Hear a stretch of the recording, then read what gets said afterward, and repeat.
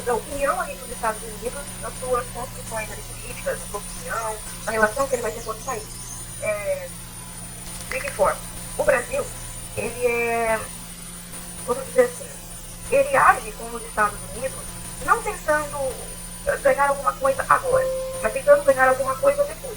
E isso sempre fez parte dessa relação entre o Brasil e os Estados Unidos, principalmente nesses anos de 46 a 64, até o Frederico Kubitschek, que a coisa vai mudar um pouco disso aqui.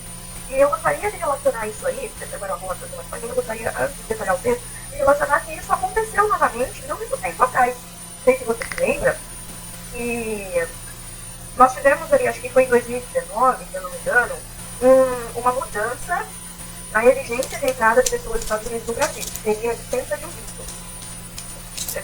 Depois, primeiro teve a facilitação do visto, com aquele registro e tudo mais, e depois teve a licença do visto. Porque o Brasil esperava uma atitude recíproca. Esperava que fazendo isso seria, então, para os brasileiros que iriam para os Estados Unidos, uma facilitação da licença do visto também. E isso não aconteceu. Porque nós sabemos que isso nunca aconteceu. Para você ir para lá, você tem que continuar pagando casa, para você ter do jeito, sem facilitação nenhuma. E... mais ou menos quanto, Tati, que paga para ir? Você sabe? Bom, eu tirei o visto em 2018, na época eu paguei R$750. Hoje eu não sei dizer quanto tá, mas é por aí. Uhum. Então, assim, o que acontece? O Brasil, não de hoje, ele entra em relações com os Estados Unidos de forma que isso não beneficia a gente em nada, a princípio, mas naquela expectativa de que isso iria beneficiar a gente em algum momento. E, como foi dito pelo Clodoaldo Bueno e pelo Amasser, isso nunca aconteceu. Tá? Em outras palavras, o que eles estão falando nesse capítulo, eu estou fazendo isso acabei de ver nós. Eles querem exigir ali uma cumplicidade, mas sem a princípio de estar em troca. Eles só te dão uma promessa de que em alguma hora eles vão te dar alguma coisa. E que acaba não acontecendo na maioria dos casos. Sobre isso, você gostaria de falar alguma coisa, de citar alguma coisa? Não, eu estou gostando de te ouvir. Depois eu faço alguns comentários. Beleza. Então, deixa eu ver aqui.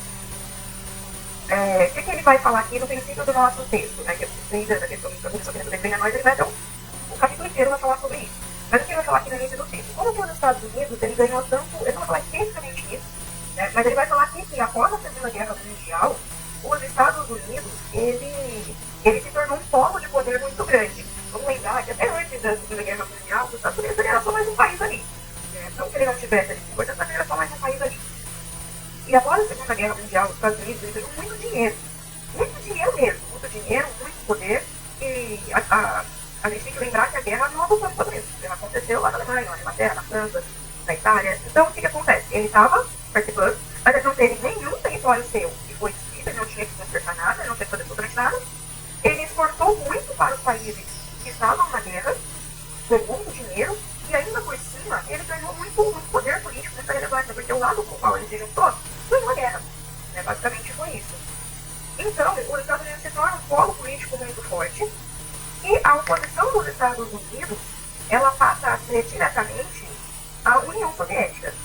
Ela não passa a ser mais a Alemanha que tinha perdido a guerra, porque a Alemanha já estava numa situação muito complicada depois da guerra, bem como o Japão. Todo mundo que é teoricamente inimigo durante a Segunda Guerra, eles querem espaço. Então você fica ali nos Estados Unidos, polarizando, e no caso vai ser a União Soviética. A Guerra Fria vai começar daqui a pouco, agora. Mas o que importa nisso?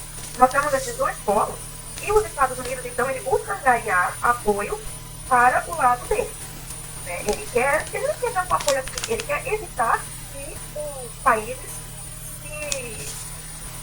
apoiem a União Soviética. Né? E o Brasil ele acaba entrando nisso um pouquinho. De que forma? O Brasil, e assim como a América Latina inteira, depois do pós-guerra, eles ficam ali muito sob o olho assim, dos Estados Unidos. Os Estados Unidos ele chega assim, ele toma conta da posição política da América Latina como um todo. E ele faz aquela promessa de que ele vai ajudar a América Latina na questão do desenvolvimento.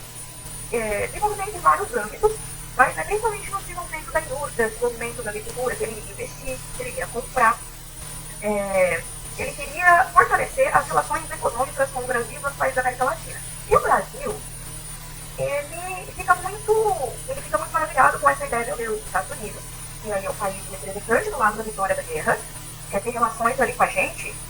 Pô, bacana, vamos lá então ter relação com eles. Só que o que acontece? Tanto o Brasil quanto os outros países da América Latina, eles acabam se frustrando muito, porque essas relações elas foram feitas uma mentira. os Estados Unidos ele queria esse apoio para que a União Soviética não tivesse esse apoio. E os Estados Unidos, ele queria receber muito mais do que ele queria dar. Ele recebia coisas e só dava de volta a promessa. Acho que eu estou no final da segunda página.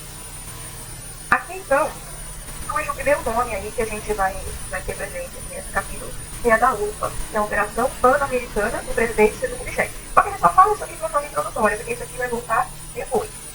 Tá? Porque nós estamos vendo, a gente já está em Juscelino Kubitschek, ainda tem muita água até chegar a Juscelino Kubitschek. Tá? O Brasil e os Estados Unidos, eles entram então eles entram então ali num órgão conjunto deles, que vai chamar BIRD, né? Que vai ser o Banco Internacional de Reconstrução e Desenvolvimento, que seria então para fazer ali uma reconstrução do Brasil, fazer obras de desenvolvimento e principalmente produção de armamento. Tá? Isso aí vai chegar depois. Essa parte de armamento vai ser decisiva para a relação entre o Brasil e os Estados Unidos no fim dela. Né? E aí o Brasil fazia ali uma exigência do que ele queria desse banco, que era basicamente a expansão econômica, usando os recursos internos. A comissão deveria dedicar-se à apreciação dos méritos de projetos específicos, com financiamento externo. A comissão, no entanto, deveria considerar medidas destinadas a encorajar o fluxo de capital privado do Brasil. Isso não acontece. Tá? Então, assim, essa comissão, ela foi mais uma comissão criada e que outra serviu ao propósito dela. E aqui ele vem falar, na página seguinte, a 271, do porquê que isso aconteceu. Ora, porque os dois países tinham uma ótica diferente da maneira de encaminhar a cooperação econômica, tanto no aspecto político quanto no aspecto militar, um deveria ceder. Não tem como fazer a coisa cedendo todo mundo, cada um tinha uma visão diferente. E nessa disputa, durante esse período de 1945 até o Brasil foi sempre quem cedeu nesse aspecto, né? Então a gente tem ali sempre aquela tentativa de amizade entre o Brasil e os Estados Unidos. Aqui ele começa falando desse período, depois de eu estudando partida. E ele vai falar ali que ele vai tentar estreitar a relação, vai participar ali de um evento oficial, que é uma visita do presidente Truman ao Brasil em 1947. E ele mesmo vai visitar os Estados Unidos, né? Ele estava falando, inclusive, o primeiro presidente brasileiro visitar os Estados Unidos, e eles vão falar sobre desenvolvimento nacional, tudo isso. E ele vai participar desse alinhamento e tudo mais. E eles assinam, então, o Tratado Interamericano de Assistência Recíproca. Olha bem esse nome, Assistência Recíproca. Foi no Rio de Janeiro, em 1947, com a presença do secretário de Estado norte-americano. Só que o que acontece? Não se perde nada a nosso favor em relação a esse tratado que eles assinaram. Inclusive, outros países da América Latina acabaram se beneficiando até um pouco mais do que o Brasil nessa relação. Mas o interessante para os Estados Unidos era que o Brasil e a América Latina como todo se afastassem da União Soviética. Então, eles vinham aqui com essas promessas aí de que ofereceria investimento se o Brasil e os outros países se aproximassem dos Estados Unidos. Tá? Quer falar alguma coisa, Ellen? Oi, Tati, tô aqui. Queria só fazer um destaque antes da gente entrar no próximo item, porque aqui a gente vê, então, que em 45 teve a cisão das forças, né? Em que Vargas foi enfraquecendo o poder justamente nesse momento em que Dutra emerge, né? Vai entrar, né, posteriormente no meio, né? Entre os governos de Vargas, né? Da segunda vez que ele sai. E é interessante perceber realmente a importância dessa relação do Brasil com os Estados Unidos. O quanto que foi importante para o desenvolvimento da nação internamente, mas também do envio de recursos, né, de capital estrangeiro do Brasil em direção aos Estados Unidos. Então a gente vê que foi uma relação de crescimento mútuo, né? Foi uma troca mútua que favoreceu os dois lados. Sim, é um ótimo ponto. Nesse aspecto, o Brasil ainda se beneficiou. Inclusive, né, a gente, na altura do Dutra, um pouquinho antes, né, o Getúlio Vargas só entrou na Segunda Guerra mundial ali por um certo convencimento dos Estados Unidos também. Né? E a coisa acabou entrando bem no finalzinho da Segunda Guerra, mas entrou ali por um certo convencimento. A gente já tentando estreitar um pouco essas relações. Mas na época ainda não havia essa dicotomia entre os Estados Unidos e a União Soviética, tendo em vista que ela também participou da guerra como aliado.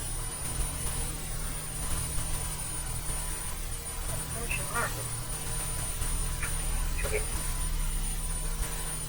Tá. Então a gente entra aqui. Acaba o Dutra, já volta o Vargas novamente.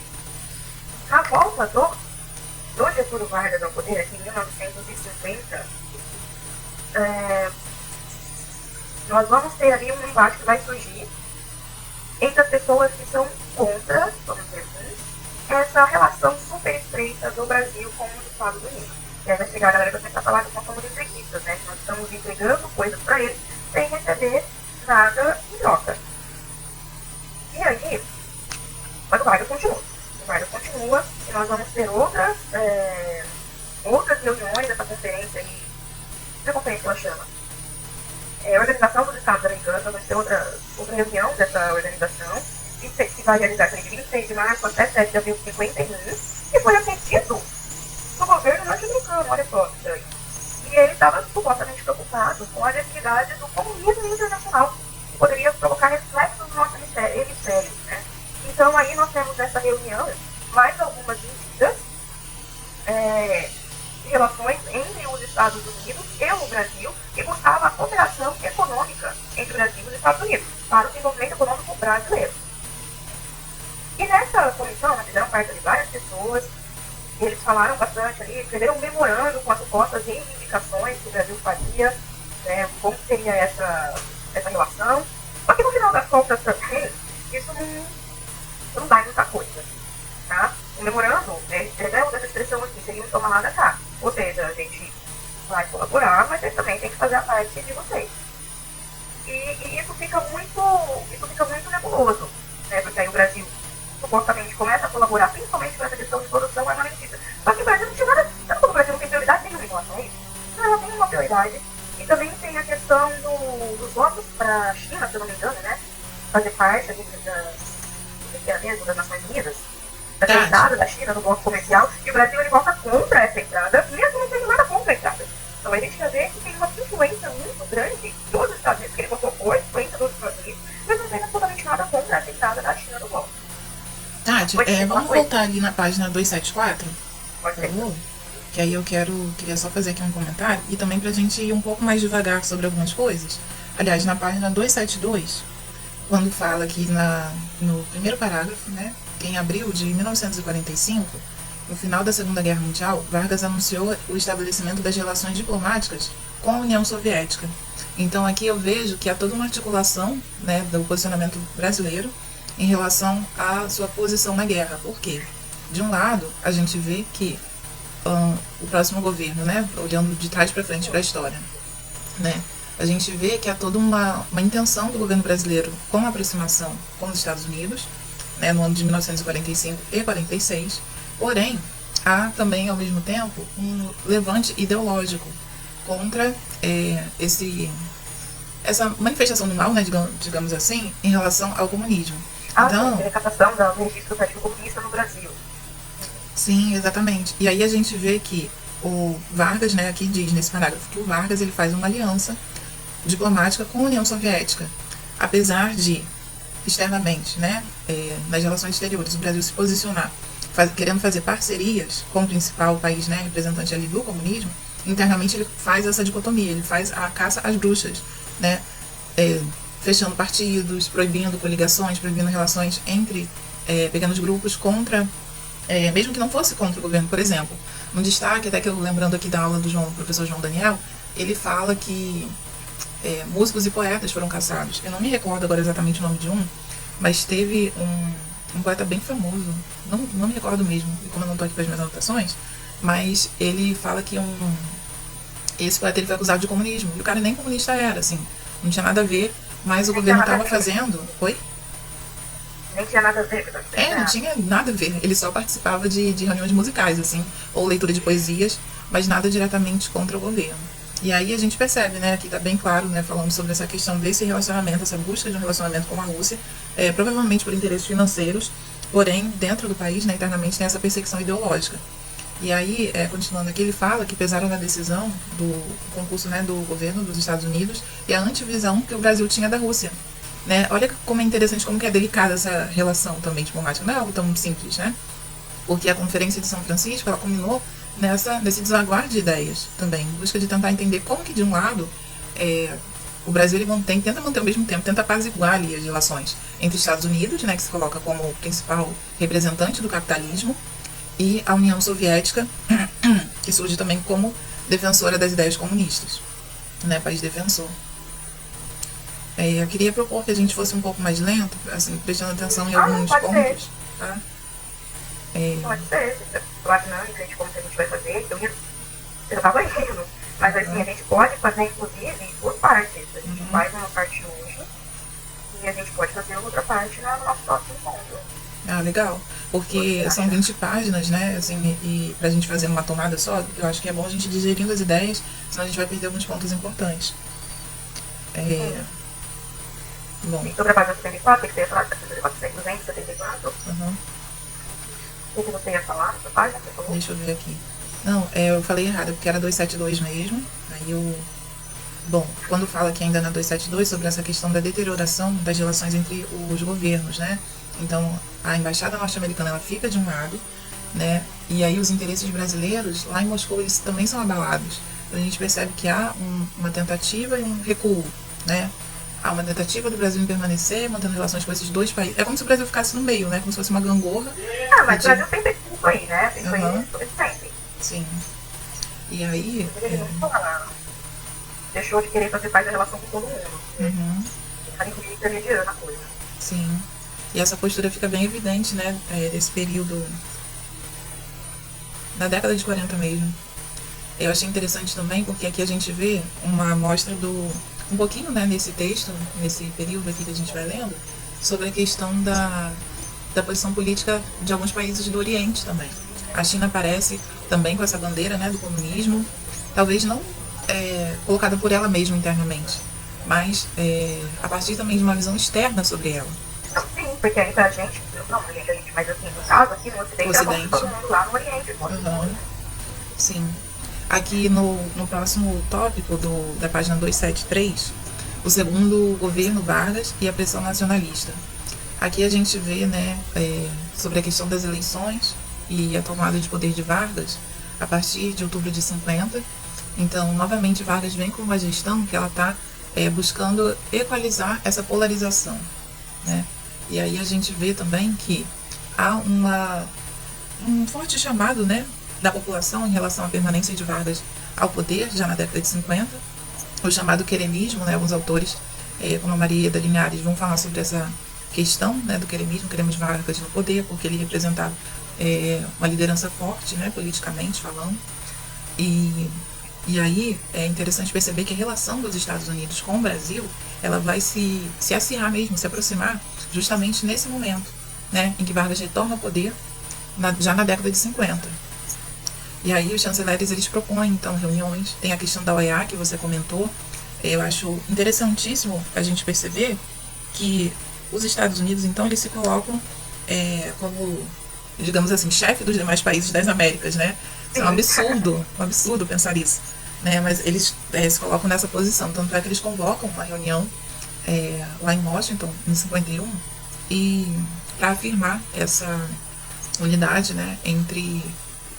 digamos assim, entre os demais lados, né, das Américas, né, América do Sul, América Central, e eles como a chefia, né, na América do Norte. Ainda, né, com esse discurso de que o comunismo precisava ser parado, precisava ser detido.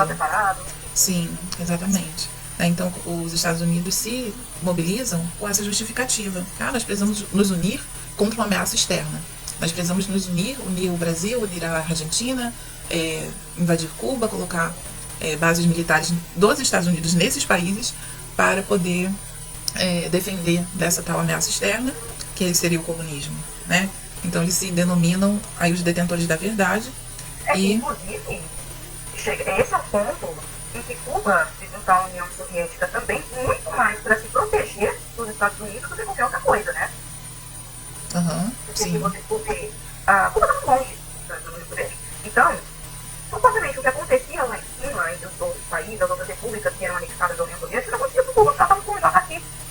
Né? E ao mesmo tempo era um ponto muito estratégico para a União Soviética por estar próxima dos Estados Unidos. E para Cuba era interessante, porque ela se protegia, porque se você fizesse então, um ataque a Cuba, seria como se fosse um ataque à União Soviética. Sim. Então, foi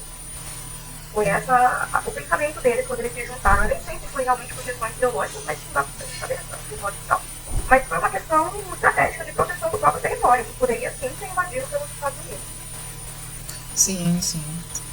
Bom, aqui já na página 274, nós vemos então a necessidade, né, de uma mobilização econômica, né, do Brasil se colocar enquanto parceiro dos norte-americanos, né, E aí o interesse interno também, né, de pensar, vamos nos afiliar, né, participar dessa cooperação, ou vamos nos colocar de uma maneira neutra, mais uma vez, né?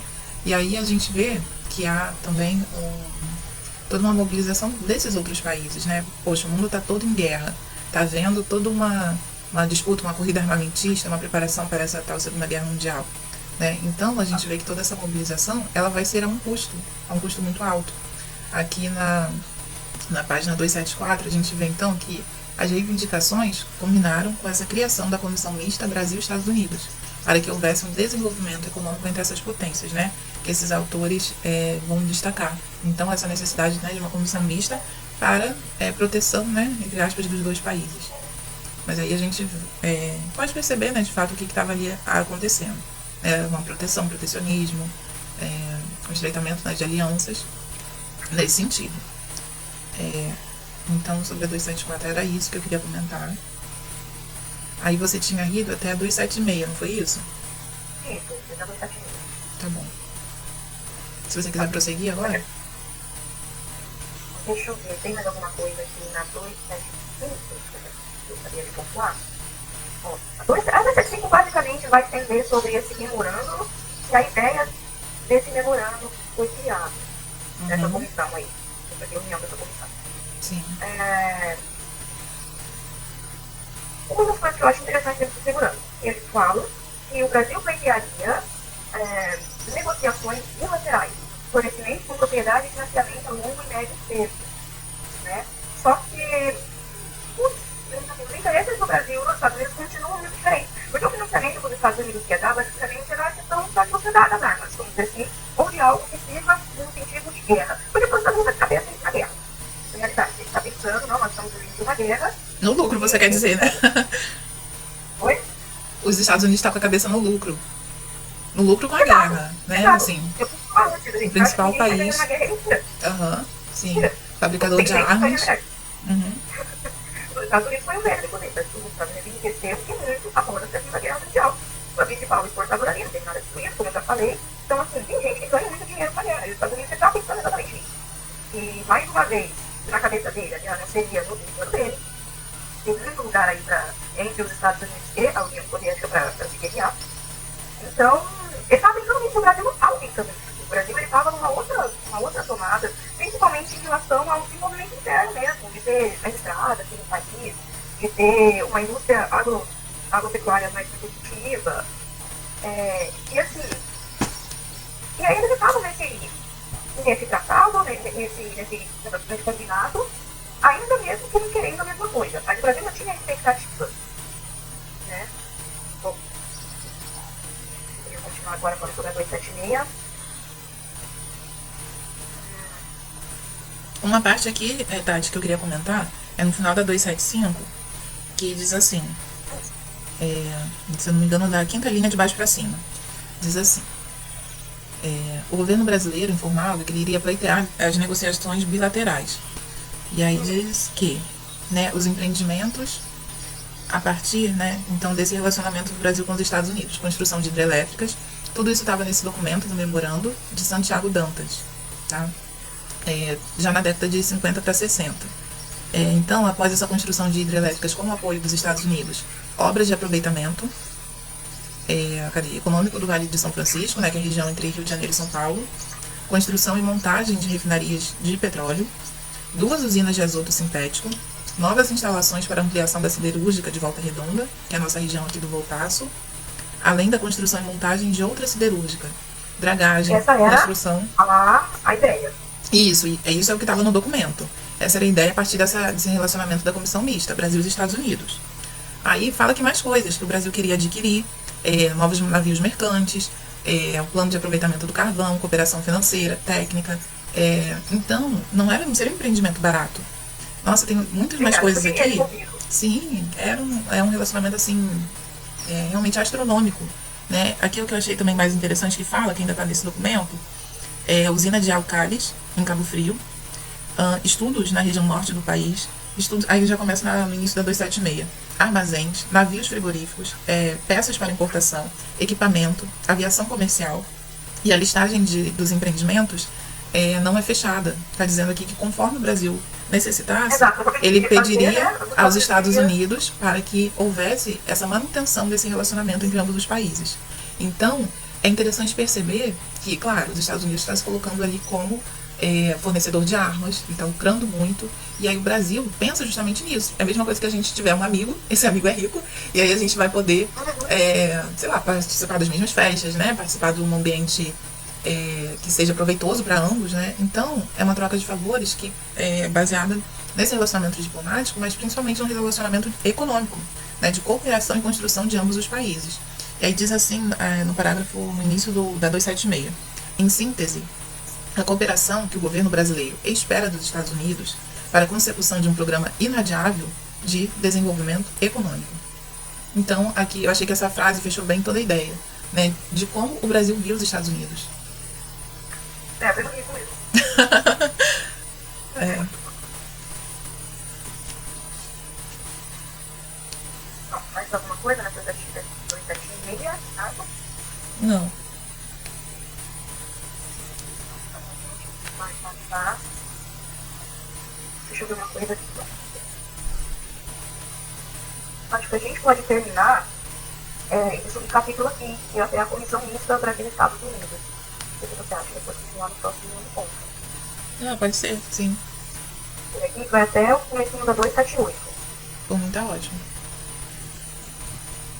Ah, tá. E aí, então, na 276, basicamente, né, além das ideias que o Brasil tinha junto com os Estados Unidos, de desenvolvimento econômico, nós tivemos uma reunião, um encontro ali na ONU, e foi discutido basicamente ali essa questão da União Soviética e da atuação da União Soviética na Coreia. Né? E nós tivemos ali uma reunião muito voltada para questões militares, né? Que deveria, então, fazer de repressão a qualquer eventual agressividade, todo mundo tinha que estar preparado. E no quesito de questão econômica mesmo, de questão de investimento, os Estados Unidos estavam pensando muito ainda nessa questão, a produção de matéria-prima, a produção de armamento, e o Brasil foi de uma posição mais diversa, foi uma posição diferente. Então, olha, existem coisas acontecendo, não é que está acontecendo guerra que o mundo parou nos outros países. Então, o Brasil defendia uma economia, tanto, ok, né, uma economia que dependesse tudo bem ali, a parte da segurança, mas uma economia também que investisse na estrutura social, principalmente aqui no Brasil, porque nós passamos ali por diversos períodos, né, entre a saída de retorno de guardas, nós passamos por diversos períodos e que era necessário, segundo eles, um esforço ali para recuperar o desenvolvimento interno do Brasil. Então, o Brasil ele tinha uma posição meio diferente em relação ao que você deveria colocar no dinheiro, o que você deveria colocar no dinheiro. Ele queria dinheiro, claro, mas havia ali essa diferença de onde o dinheiro deveria ser investido.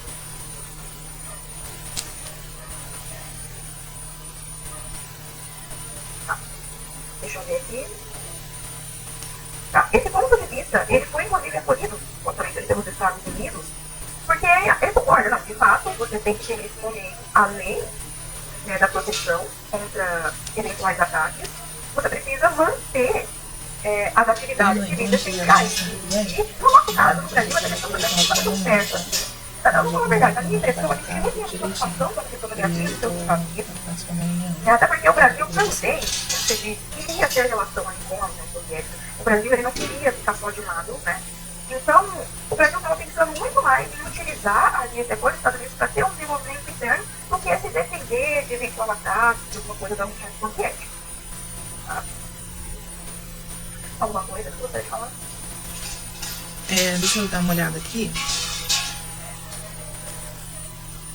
Eu achei interessante quando fala aqui no último capítulo, no último parágrafo da página 277, quando fala aqui sobre a UPA,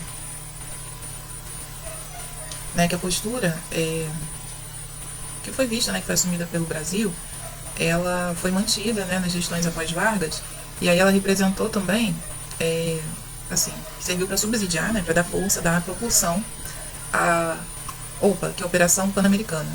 Juscelino Kubitschek, então, quando ele assume, ele vai adotar uma política externa independente, tá? Ou seja, essa PEI, né, que é a chamada Política Externa Independente, de Quadros e Goulart, né, que é Jânio Quadros e João Goulart, que no período eles tiveram até uma campanha eleitoral chamada Janjan, que é Jânio Quadros e João Goulart. João Goulart. Sim.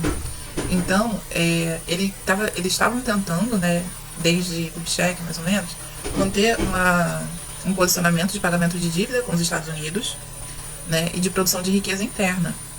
E aí, o chanceler de Vargas, né, após a saída dele, a gente vai ver que João Neves da Fontoura ele vai lançar um argumento que vai ser retomado pela OPA, que é o quê? O argumento da miséria das massas, que essa miséria ela produz um risco à democracia. Porque se as massas são miseráveis, elas são muito mais facilmente colocadas em risco. Elas vão representar Ela se rebela muito mais fácil. Exatamente, exatamente. Então, o desenvolvimento passa a ser não só algo necessário, mas mais do que necessário, é algo assim, urgente mesmo, que é ultra necessário, né, digamos assim.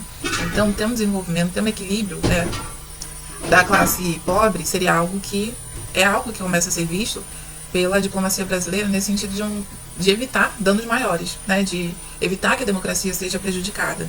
Então, assumindo esse discurso, né, do apaziguamento das massas, começa a ter então esse outro pensamento. A gente não pode manter os pobres ultra pobres, né, tão intensamente pobres. Eles precisam ter pelo menos o que comer. Oi? Ele tem que ser só pobre, você ultra pobre, que não vai ter o básico. Não pode ser tão miserável, a ponto de não ter o básico, de não ter minimamente uma comida. Então há essa preocupação, e aí essa preocupação ela não é restrita apenas ao Brasil, né? A gente vê que essa instabilidade política geral, né, nas Américas, de forma geral, juntamente com esse discurso, porque na história nada é parado, né? Tem até uma amiga minha que diz que a vida é dinâmica. Então, nesse momento a gente vê a dinamicidade das potências e dos países que naquele período eram chamados de em desenvolvimento, que esse termo já até caiu, né? Hoje em dia a gente utiliza o termo de países periféricos e países centrais. E aí a gente vê, então, essa preocupação no sentido de quê? De defender politicamente a democracia, né? De se colocarem como países democraticamente fortes, né? E aí, inclusive, o Brasil ele vai estar colaborando com a Coreia. A gente, né, percebe isso no texto, que os Estados Unidos, devido à Guerra Fria, eles vão se colocar como líderes, né, como eu já falei, de todas as Américas. É como se eles se responsabilizassem, né, assumissem território, montassem bases, como a base de Guantánamo, as bases na Baía dos Porcos, né, nas ilhas de Cuba. E aí o Brasil ele vai se colocar assim como defensor dessa igualdade democrática, mas pensando num sentido mais amplo, de que a América Latina tivesse um representante forte para evitar tanto a agressão interna, né, ou seja, a revolução das massas, né, dos pobres, dos famintos, como também para se colocar em primeiro lugar e fortalecer a democracia e a economia dos demais países. Gente, acho que isso é tão interessante, né, isso é tão instigante aprender sobre isso. E aí no início da próxima página, da 278, a gente vê também que a África e a Ásia elas são afetadas por esses discursos de dominação dos Estados Unidos, né, muito em razão do Plano Marshall, né, que é o plano do chamado Big Stick também, né, que carregava a maior parte dos países da Europa. Ou seja, invasão, divisão de fronteiras, inserção, né, de um país sobre o outro, domínio das superpotências sobre os demais. E é interessante a gente perceber que tem meandros, né, dos estudos, nada tão rígido, nada tão fixo, né. No final, então, do governo Dutra, a frustração brasileira a respeito da cooperação vai evoluir para uma atitude que pede atitudes mais concretas de ajuda econômica. O governo Vargas vai adquirir, então, um tom reivindicatório, no sentido de que não houvesse um agravamento das necessidades nacionais. E aí fosse necessário, então, esse desenvolvimento econômico, de forma mais geral. Sim, foi aí, inclusive, nesse ponto, que eu cheguei àquela conclusão, né, de que o Brasil, as relações dele com os Estados Unidos se passou muito com promessas, né, muito mais do que coisas fáceis. Então, nós chegamos a um ponto que vai começar a ter uma cobrança por mais ações mesmo, tá? Então, esse apoio que vocês dão pra gente, o apoio moral, pode ser. Né? Então, a gente vai ter uma certa virada de chave a partir daí, mas aqui já pode adiantando um pouco o que vai acontecer, porque essa virada mesmo só vai se dar na época que entra o Juscelino Kubitschek no poder. O Brasil vai assumir uma posição política mais autônoma. Uhum. Tá bem, Tati, muito obrigada.